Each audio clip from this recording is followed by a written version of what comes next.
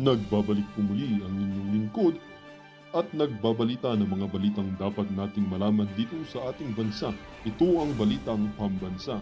Ating ngang matutunghayan sa channel nito kung ano ang nangyayari sa loob ng ating gobyerno at syempre tumutulong na rin sa ating mga mamamayan na malaman ang katotohanan dahil mayroon tayong karapatan na malaman ang tunay na nangyayari sa ating bansa. Ngunit bago natin panoorin ang balita, huwag niyo pong kakalimutan na mag-subscribe sa ating channel at pindutin ang notification bell para lagi kang maging updated sa ating mga bagong videos na ina-upload araw-araw. At sa ating mga solid viewers naman dyan ay maraming salamat naman po sa walang sawang pagsuporta. At syempre, huwag din pong kakalimutan mag-iwan ng like at i-share ang ating mga videos. At kung mayroon ka naman pang opinion, ang ating comment section ay bukas para sa inyong mga hinaing. Ito na nga mga kaibigan, ating panoorin ang buong video. Salamat po muli and God bless!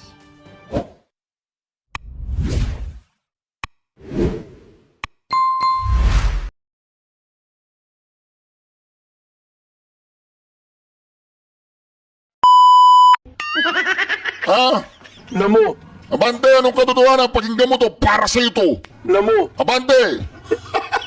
Abante! namo, Abante! namo, Abante! Hindi, para kay Abante to. Abante! Asan? Wala na. Abante! Wala. Napagod. namo, Abante! namo, Abante! namo, Abante! namo, Hindi, mga kareaksyon, sinabi ni Abante yun, ha? Wala akong kinalaman dun. Anyway, mga kareaksyon, dineklara na natin silang persona ng grata sa ating channel. So huwag silang magre-reklamo na ganyan-ganyan, ganun-ganun. Kayong lahat ng mga nananawagan ako sa lahat ng mga DDS vloggers, sa lahat ng mga supporter ng PDP Laban, sa lahat ng supporter ng mga Duterte, i-declare ninyong persona ng grata yung mga taong yan. namo, Kaya pag nanood sila, problema nila yun. Nanonood kayo sa channel namin tapos nagreklamo kayo. Reklamo na kayo ng reklamo, reklamo na kayo ng reklamo. Diba? Yung reaction ninyo, wala kaming pakialam. Tapos yung reaction namin, pinakikalaman ninyo. Unfair yan, bro. Diba? O ito, pakinggan natin itong dilag na to. O, pakinggan natin, may punto to eh. Narinig ko may punto. Ang pangalan daw niya, Mayumi ba? Mayumi? Yumi? Gano'n na ito. So, pakinggan po natin itong si Madam Yumi, no? Napakaganda po na lahat ng sinabi niya dito. At tayo po yung mag-react. Agree po ako sa lahat ng kanyang sinabi. Ang nagustuhan ko po sa sinabi niya, yung sinabi daw ni Sas, yung tinatawag nilang Great Reset.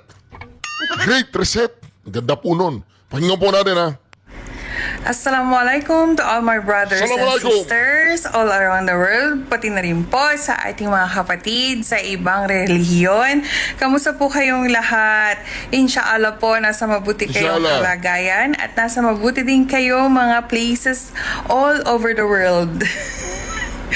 Kamusta kayong lahat? So, bakit ba masaya ngayon si Yumi? Yes, I am happy because na-foreseen ko na yung mga po pwede mangyari. Okay. It goes like this. Alam nyo ba guys, okay, itong impeachment na to, kapag hindi natuluyan o hindi nanalo ang makakaliwa sa impeachment ni BP Sara, alam niyo na ba yung mangyari? Okay, papaliwanag ko. Siyempre, siya ang magiging pinaka-powerful na babae sa Pilipinas. Bakit? Siyempre, halos hinahagupit ng problema ang ating BP Sara. Halos lahat gusto siyang pabagsakin. Pero, siya, easy-easy lang. 'Di ba? Isang word na lumabas sa bibig niya, lahat nagagalit sa kabilang partido. Ganun katindi ang impact ng mga binibitawan niyang salita sa kabilang partido. Ngayon, bakit ko nasabi na siya ang magiging powerful na woman sa buong Pilipinas kapag hindi siya na-impeach? You know why? Kasi possibly ipupush ang 2028 election for president. Hahabol siya ngayon. And for sure, dahil hindi siya na-impeach, so siya ang mananalo for 2028 election. Ngayon, ano naman ang consequence nun sa lahat? Doon na mangyayari yung sinasabi ni Sas, okay, na Great Reset. Lahat, okay, lahat ng gumawa ng katiwalian, sigurado may kalalagyan. Ganun yun. Kaya itong lahat ng to, isa't isa sila gumagawa ng paraan para pabagsakin ang ating BP Sara, because lahat yan mauungkat na. Lahat ng mga taong sumalbahe sa kanya, haharapin ang investigasyon. Ganun yun. Kaya ako, sa totoo lang ha, tama naman din yung sinabi ni Sas.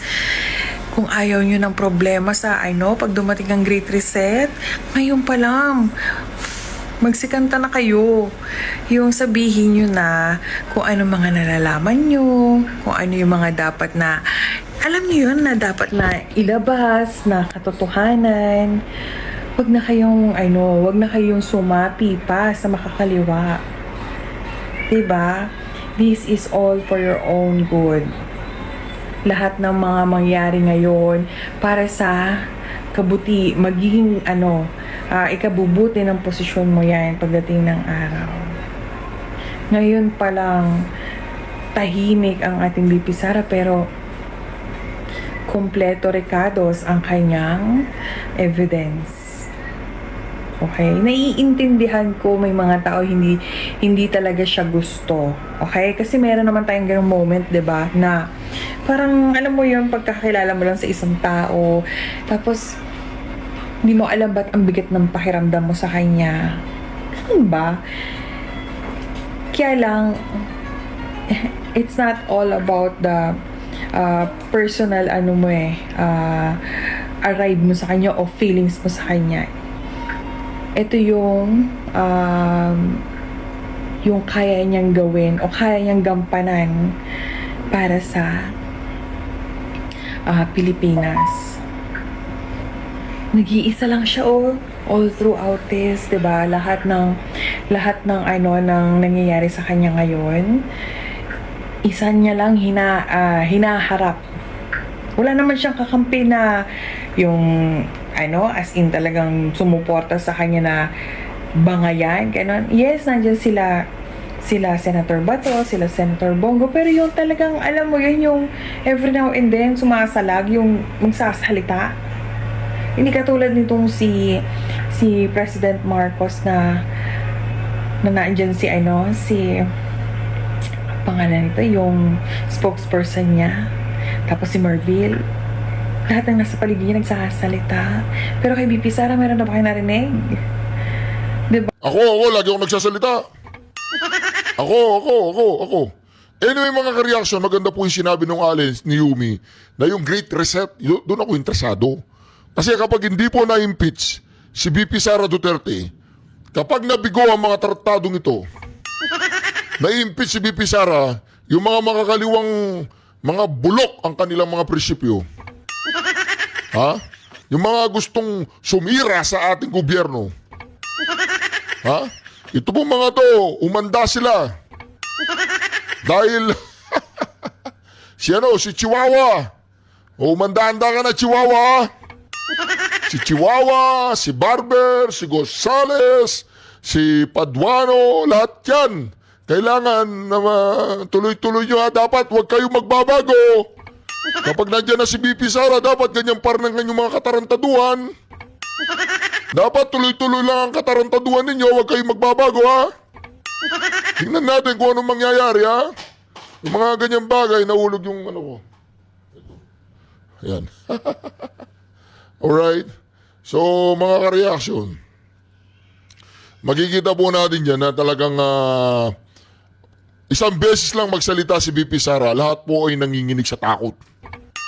Pantagin mo, pumunta sila ng Supreme Court, yung mga makakaliwang grupo. O hindi ko alam, basta pro-impeachment yung mga pumunta doon.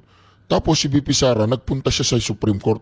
Siya mismo ang nag-file ng petition para hindi tuloy itong impeachment. Nagngangawa na si Chihuahua, nagngangawa na si Don Gonzales, nagngangawa na si Acid Rain. Si Acid Rain, ang hirap tanggalin niyo yung Acid Rain. O ito, pakinggan po natin, ito po yung kinatatakutan ng mga yan. Ito yung papalabas ko ngayon, i-explain po ni Senator Vic Rodriguez. Pakinggan po natin Baka hindi malinaw, pakita ko lang ho dahil dito sa ating pahina, totoong impormasyon lamang, totoo at makabuluhang impormasyon po ang inyong mapupulot dito sa ating pahina. Bakit po tayo natutuwa kasama yung mga petitioners, kasama si Congressman Sid Ungap ng 3rd District ng Davao City at ang mga kilalang abogado na kasama kong petitioners. Natutuwa po tayo dahil marami na pong media outfit, yung traditional media ang binabanggit ko, pati po yung miyembro ng new media, ang dami na pong humingi ng kopya ng enrolled bill. Hanggang sa ngayon, hindi po sila sinasagot ng mababang kapulungan. Ayaw pong magbigay ng kopya ng Secretary General ng House of Representatives. Ayaw pong magbigay ng kopya yung tinatawag na namumuno sa House of Representatives Bills and Index Service. Ayaw po nilang magpakita ng kopya at sadyang pinahihirapan ang lahat po ng mga interesadong Pilipino na makita yung kopya nito. Bagamat last week ay doon po sa isa nating pagla-live, nabanggit ko po sa inyong lahat na sa ating pong pagsasaliksik, meron tayong nakita dyan sa archive section ng House of Representatives, na yun nga po ay blanco po yung pirma ng Speaker of the House. Blanco po yung pirma ng Senate President. Blanco po yung pirma ng Senate Secretary. At blanco po yung pirma ng Secretary General ng House of Representatives. Yan po yung nakita natin sa archive section ng House of Representatives. Ano po ang implikasyon nun? Pag sinabi po nating archive section, yan po yung taguan ng mga orihinal na kopya ng mahalagang dokumento. Kung blanco at walang pirma, yung kopya ng enrolled bill, diyan po sa archive section na ating pong nakita ng ating research team last week, diyan sa archive section, ibig sabihin, wala silang maipapakitang enrolled bill na hinihingi ng Korte Suprema. Naiipit na po sila. Mahalaga ito, buti na lamang nagsaliksik yung ating team, tingnan natin kung meron silang mailalabas na kopya ng enrolled bill na pirmado ng Pangulo ng Pilipinas, ng Senate President, ng Speaker of the House, ng Senate Secretary, ng Secretary General ng House of Representatives. Dahil pag meron silang naipakitang dokumentong pirmado, lumalalim at dumarami ang mga krimen na nagaganap at kanilang ginagawa. Sapagkat wala akong makita roon. Hanggang ngayon, wala pong makita. From YouTube FB Eat Abroad, just a quick question. Did the House of Representatives actually respect the 10 days to file their comment non-extendable period by the Supreme Court, or they ignored it? We have yet to get a copy of whatever comment or pleading that they have filed. Should they have filed anything? Wala pa ho tayong nakikita. Wala pa ho natatanggap ang ating mga abogado ng kopya ng kanilang komento, kagaya ng pinag-uutos ng Korte Suprema. Subalit ang maganda ho roon, meron na nga hong preliminary conference na magaganap sa darating na next week, February 28. At yung hinihingi natin na subpinahan at utusang ilabas, yung kopya ng enrolled bill, at yung kopya ng General Appropriations Bill, kinatigan rin po ng Korte Suprema.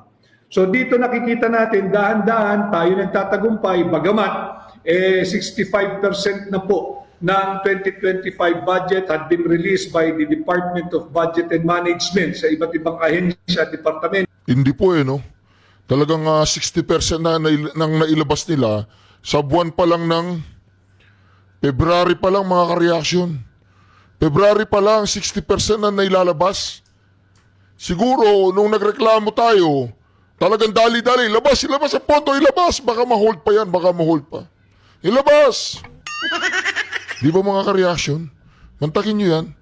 Dali-dali nilang nilabas. 60% na.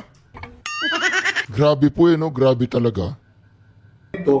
Tinutuloy po natin ito para sa sambayan ng Pilipino. Whether what we're going to have later on is just a paper victory, at least we will be able to have legal and moral victory at hindi na tularan itong baluktot na pagpapasa ng budget sa ilalim ng Marcos administration. So maganda po ito, naiipit po sila, tingnan natin. Kaya ko po ito binabalangka sa ating Hindi, i-correct lang kita, Senator Vic, with all due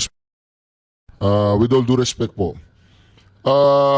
Wag po nating sasabing paper victory lang. Halimbawa, kung nailabas nila lahat ang pondo ng ating bayan, pero hindi po tama yung ginawa nilang proseso para makapagpasa ng isang GAA sa 2025, ay may mananagot po dyan sa ombudsman. May mananagot din po din dyan sa Sandigan Bayan. So, ibig sabihin po, Senator Vic, hindi po paper win lang tayo dyan. Hindi tayo panalo dahil lamang sa papel. Mananalo tayo dyan kahit na sabihin natin hindi na siya ang enroll bill, ay hindi na binawi ng Supreme Court at pinabayaan na lang nilang mag-run ang gobyerno. Irara nila yung GAA para ayaan na natin. Pero kailangang managot yung mga may katarantaduhan sa GAA 2025. Sino ang naglagay ng numero doon sa blankong parte ng bicameral committee report? Sino ang naglagay ng numero doon sa enroll bill? At nasaan yung enroll bill? Di po ba? Pwede silang makasuwang falsification of administrative document. Pwede silang makasuhan ng graft, maybe corruption. Marami silang harapin kaso dyan, Atty. Vic. Huwag nating sabihin sa taong bayan na mananalo lang tayo sa papel. Di ba? Sayang naman yung pinagpaguran ninyo at pinaglaban natin. Mananalo tayo. May mananagot dito. Hindi pwedeng walang mananagot, lalong-lalo na paparating na si BP Sara Duterte. Hoy, tama! Anak ka ng Hoy, Bobong Marcos! anak ka ng Hoy, Tuwadcom! anak ka ng Hoy, Bicam! anak ka ng live ngayon. Fair warning. Fair warning sa lahat ng matitino at mabubuting empleyado ng mababang kapulungan. Fair warning sa inyong lahat dyan na matitino at mabubuting loob na empleyado ng House of Representatives, ng Committee on Appropriations, pati na ng Committee on Finance ng Senado. Huwag po kayong magpapagamit. Huwag po kayong magpapabudol. Huwag kayong susunod sa illegal na kautusan ng kahit na sino pang higher-ups. Huwag po kayong papayag, maiipit po kayo. Ipit na po ito. Wala silang maipakitang kopya ng enroll bill. Wala. At hinihingi natin yung kopya ng General Appropriations Bill dahil iahambing po natin yan. Doon sa ating nakita at nakita naman ninyo, may tatak, may stamp na receive ng House of Representatives Bills and Index Service blanco. Pag itong may pakita nilang enrolled bill, ay meron ng mga halaga, lalo po silang malulubog sa kumunoy na sila rin ang gumawa. Kaya yung mga kababayan natin na nagtatrabaho sa mababang kapulungan, dyan sa Senado, huwag po kayong magpapagamit, huwag kayong susunod sa illegal na kautusan ng higher-ups, ilalaglag kayo niyan. Nakita naman ninyo nung naiipit na sila, sinong tinuro? Kasalanan daw ng mga miyembro ng technical working group kasalanan daw ng mga technical working staff ng mga congressmen at senador. Mantakin ninyo, nung nagkabuhol-buhol na, sila ang nagnanakaw ng bilyong-bilyong piso, ilalaglag yung mga matitino, mabubuti at honest na empleyado ng House of Representatives at Senado dahil lamang sila ay miyembro ng technical working group o technical working staff. Mag-iingat po kayo, wag po kayong susunod. Ito po ay kautusan na, pinapakita ko po sa inyo. Ito po ay kautusan ng Korte Suprema. Inatasan na po ang mababang kapulungan at ang Senado, ilabas ninyo ang kopya ng enrolled bill on or before noon of February 24. Pinalalabas na rin po ang kopya ng General Appropriations Bill. Mahalaga ito dahil dito ikukumpara natin yung kopya ng Vice-Cam report. Yung Vice-Cam report na ratified, approved, signed, and filed before the House of Representatives Bills and Index Service na nagpapakita at naipakita natin panay blanco. 28 items blanco, nagkakahalagang higit kumulang ay 241 billion pesos. At speaking of yung tamang pagpapasa ng budget, sagutin ko lamang po ito kay Edward, kay ibalik ang mga ninaranak ako. Kaya po tayo ay lumalapit sa inyo, humingi na inyong tulong, maghatid po kayo ng bago sa Senado ngayong 2025 at atin niyang aayusin yung mga batas na sa tingin natin tutuldok sa kultura ng korupsyon sa ating bansa. Yun! Kaya kinakailangan po wag po nating dadagdagan ang mga nasa tinatawag nating PDP laban o Duterte senatorial slate. Wag po natin silang dadagdagan. Kung siyam sila, wag nyo silang dadagdagan. 9 lang ang ating iboboto. Bahala na sila mag-away-away dun sa 3, okay? O, di ba? Ngayon, naiipit na po sila. O, kailangan silang sumagot. Sa February 24, 4 days from now, kailangan pong sumagot yung Congress, tsaka yung Senate, tsaka si Bersamin. Naku po, Bersamin, yan ang sinasabi ko eh. Yan ang sinasabi ko, Bersamin eh. Di ba? Dapat Bersamin, matagal ka na nag-resign katulad nung isa, yung sa PCOO. Namo. Nag-resign siya, di ba? Nag-resign siya. Kasi baka hindi na niya si Chavez, baka hindi na niya kaya ang ginagawa ni Bobong Marcos. Hindi mo na ba kaya ipagtanggol si Bobong Marcos, Chavez? Kaya yan po sinasabi natin dyan, mga kareaksyon. Marami po ang nagre-resign. Hindi lang marami ang nagre-resign, talagang marami na. Sumagot kayo doon sa bicameral committee report. Huwag kayong pagagugago dyan, sagutin ninyo. Sabi po kasi ni Atty. Vic, baka bumaba ang moral ng ating mga supporters. Na-paper lang daw, panalo lang tayo sa papel, ay okay na. Hindi pwede yun. Let's say hindi po na suspinde yung GAA. Ang mangyayari po dyan, may mananagot. Kaya pala takot na takot sila. Kaya pala takot na takot itong si Chavez Zamora nung sinabi niyang, bakit ninyo dinala sa ombudsman? Bakit hindi dinala sa Supreme Court? Kasi alam po ninyo, meron pong history yung heavy luggage na pag dinala mo yung problema sa Supreme Court, ay cool na cool lang si Tambaluslos.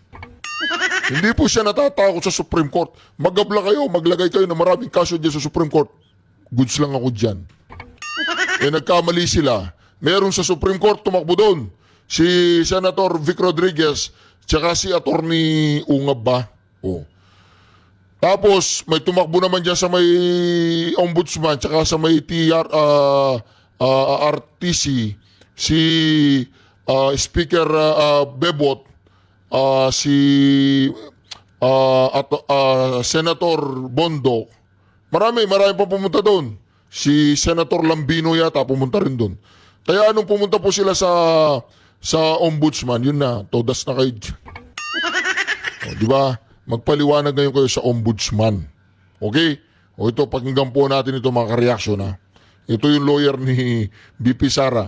Umanda ka, ilustre. Alam po ninyo, yung makakatapat ni Luis Tro pala, tsaka ni Gutierrez, tsaka ni defensor, yung mga tinatawag nilang kung mananalo sila. Yung tinatawag nilang prosecutor para sa impeachment ni VP Sara, ito po yung makakatapat nila. Ito yung isang makakatapat nila. Ano po? Dekalibre po ito, mga ka-reaction dekalibre. Pakinggan po natin Ma'am, si dating Pangulong Duterte, kasama rin ba siya sa tatayo na legal counsel ni VP Sara pag lumarap na sa impeachment trial? Pumirma siya, the former president signed also the petition with us and along with Attorney Lucas Carpio. Pero as to the extent of his participation in the defense of the Vice President, of course kasama siya dun sa defense team, no? At gustong tumulong sa kanyang anak.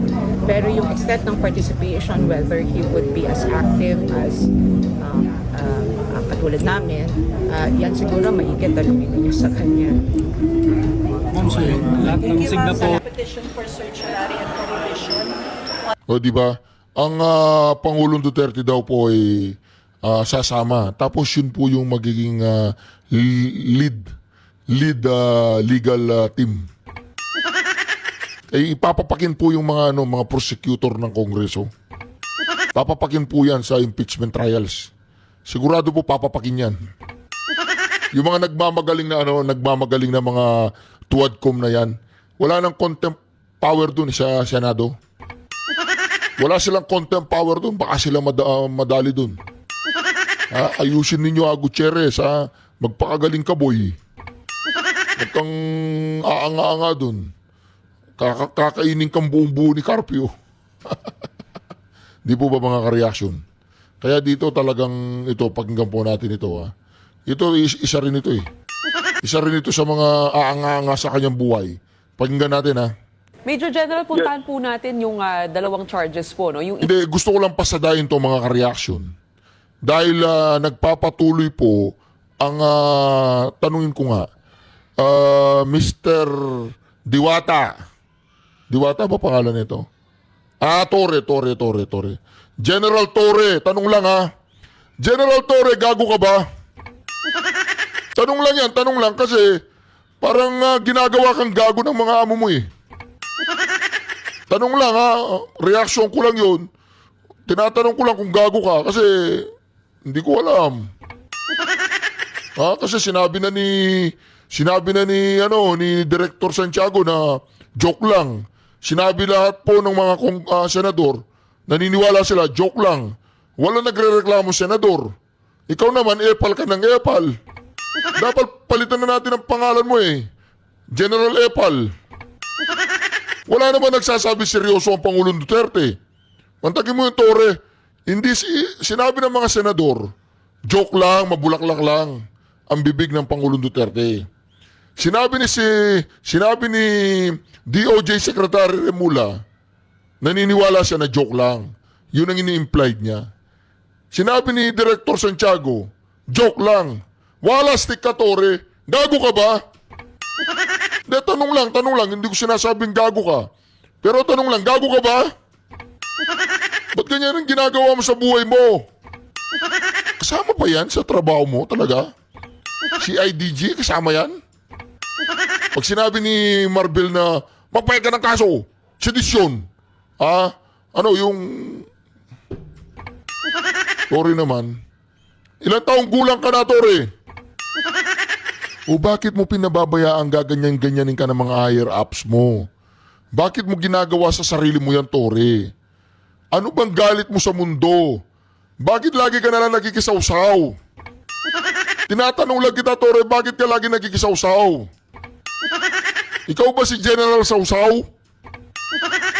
Lagi ka nagkikisawsaw Dapat yata ang pangalan mo, General Sawsaw Dinimanda mo si Pangulong Duterte. Dinimanda mo si Captain Dado. Sino po ba dinimanda nito? Maraming dinimanda to Dinimanda mo si Jason sa. Wala, stick ka, Torre. Kaya tinatanong kita kung gago kayo ngayon, kung hindi ka gago. Bakit mo ginagawa yan? Di ba?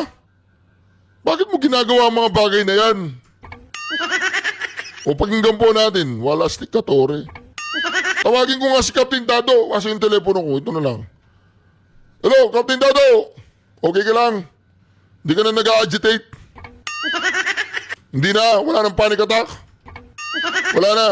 O sige, itong si Tore, wala stick. Di ba dinamanda ka niya? Si Tore, yung kamukha ni Diwata.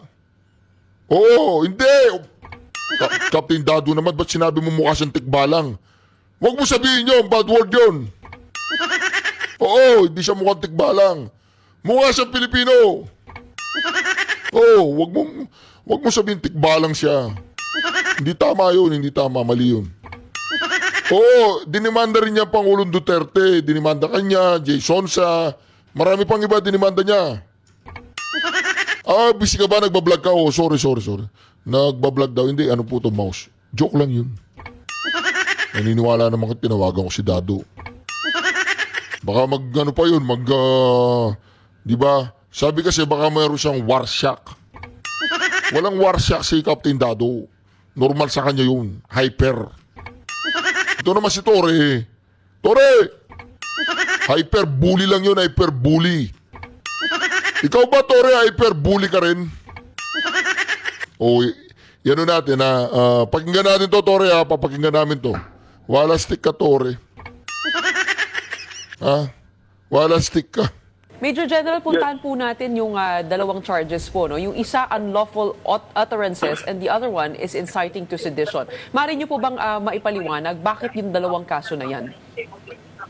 Well, first and foremost, yung inciting to sedition, napakaraming enumerations ko na inilagay doon. Hindi lang naman dyan sa una niyang sa statement niya na yan dyan sa rally na yan. Dahil for so many times, ano ang mga ginagawa niya? Pinababa ang presidente, tinatawag ng kung ano-anong mga pangalan na hindi naman masubstantiate.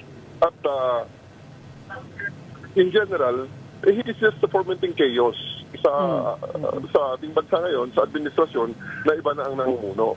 Sa unlawful utterances naman, ito talaga, at the end of the day, sasabihin na iba joke only. Ito ang pinakasimpleng explanation dyan. Pag-upo niya, sa inaugural speech niya, ano mga pangako?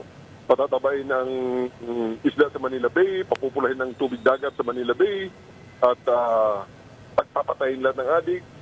So, ano nangyari? In the first 2 months, ang daming namatay. Ang daming namatay, may mga nanlaban, konti lang actually yung nanlaban doon. Ang marami doon is yung natandem. Natandem na ang explanation, nag-away-away daw ang mga drug syndicates at nagbarilan, nagpatayan dahil nag-aagawa ng customer, nag-aagawa ng turf, and etc. Na hanggang ngayon ay napakarami ng unsolved. Ano Major General, Alam mo, nagsalita lang ang Pangulong Duterte na chitsugin niya yung 15. Kinalkal lahat ni Tore pag simula pa nung presidente siya. Tore, okay ka lang? Okay ka lang? Dapat nga kayong magsama ni Captain Dado. Pag nag-retire ka, magipagbarkada ka sa kay Captain Dado. Oo, tapos suntukan kayo paminsan-minsan. Pati ba naman yon yung sa Manila Bay, yung mga hyperbully niya nun? Patatabayin. Di ba? Anong gusto mo, Tore? Maraming matigok sa mga pulis o maraming mga tigok sa mga drugista, mga pusher?